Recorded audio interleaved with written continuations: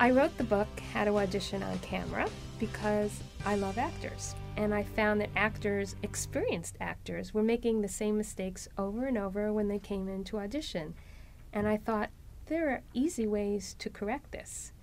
So, and I kept getting asked the same questions over and over again. So I thought, why don't I just write it down so for $7.99, $9.99, an actor can pick up a book, read it, and gain a lot of knowledge and a lot of confidence. You don't have the opportunity to sit where I sit and watch 100 actors come through. And if you have that opportunity, it really opens your eyes into the business of it all and what it takes to book a job. So I felt that if I could answer a set of questions that everybody has, I could make you more confident. And the more confident you are, the more likely you are to keep working, or at least to keep coming in for that casting director. And one day, the stars will line up and you will get that job.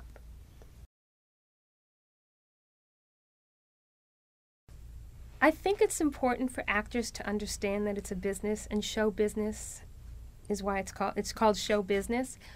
Yet I do respect the actor as an artist. So it's hard because you want to be an artist when you come in and not think about the business. So my feeling is the business part of it is all before you come in terms of doing your homework, knowing who you're auditioning for, what you're auditioning for, comporting yourself on an interview as if you were going to Microsoft Word and auditioning, interviewing for a job. It is a job interview each time you go in.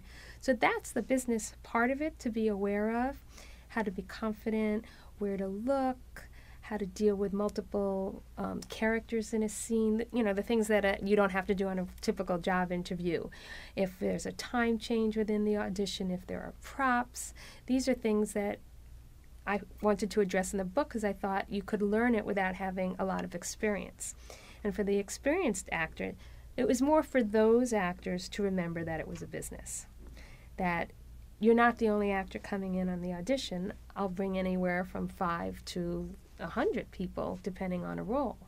So you want to go in and be remembered for the good work that you do. So that's not just business, that's part of your artistry.